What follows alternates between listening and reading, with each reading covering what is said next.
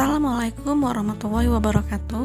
Perkenalkan, saya Weni AMDGZ, peserta Lansar CPNS tahun 2021, Angkatan ke-13 Kelompok 2 yang diselenggarai oleh BPSDM Provinsi Sumatera Utara yang bekerja sama dengan LPP Agro Nusantara Wilayah Medan. Dengan pengampu materi, Bapak Dr. Andes Ihwan Faizan Nasution, MAP. Kali ini kita akan membahas tentang salah satu materi dari agenda 2 aneka, yaitu etika publik.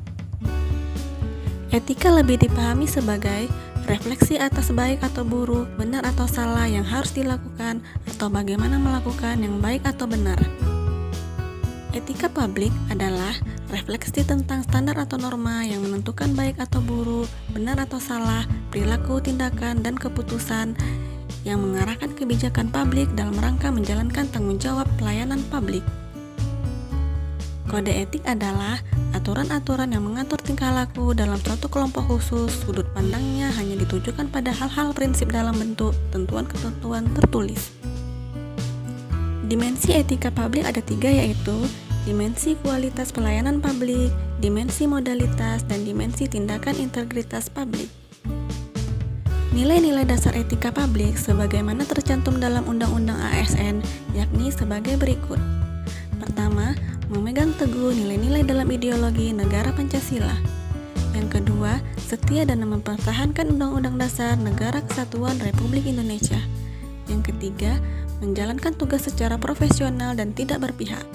Yang keempat, membuat keputusan berdasarkan prinsip keahlian. Yang kelima, menciptakan lingkungan kerja yang non-diskriminatif. Yang keenam, memelihara dan menjunjung tinggi standar etika luhur. Yang ketujuh, mempertanggungjawabkan tindakan dan kinerjanya kepada publik.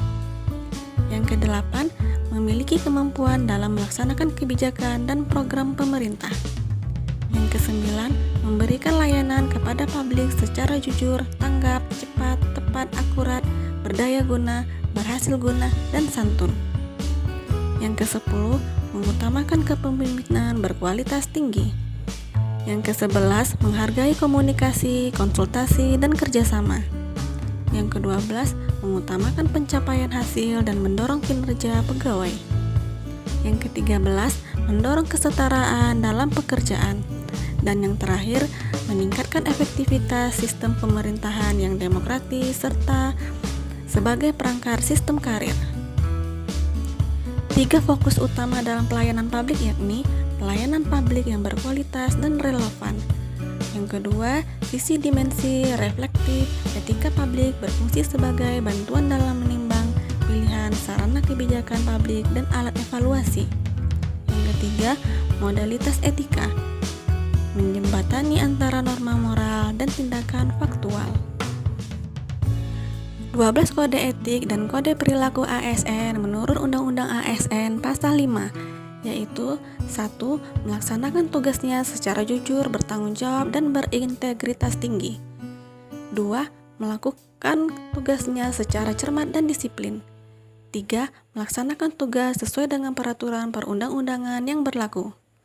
4. Melayani dengan sikap hormat, sopan, dan tanpa tekanan. Yang kelima, melaksanakan tugas sesuai dengan perintah atasan sejauh tidak bertentangan dengan peraturan perundang-undangan dan etika pemerintahan. 6. Menjaga kerahasiaan yang menyangkut kebijakan negara. 7. Menggunakan kekayaan dan barang milik negara secara bertanggung jawab, efektif, dan efisien. 8. Menjaga agar tidak terjadinya konflik. 9. Memberikan informasi secara benar dan tidak menyesatkan kepada pihak lain yang memerlukan informasi terkait kepentingan kedinasan. 10. Tidak menyalahgunakan informasi antara negara, tugas, status, kekuasaan, dan jabatannya untuk mendapat atau mencari keuntungan atau manfaat bagi diri sendiri atau untuk orang lain. 11. Memegang teguh nilai dasar ASN dan selalu menjaga reputasi dan integritas ASN.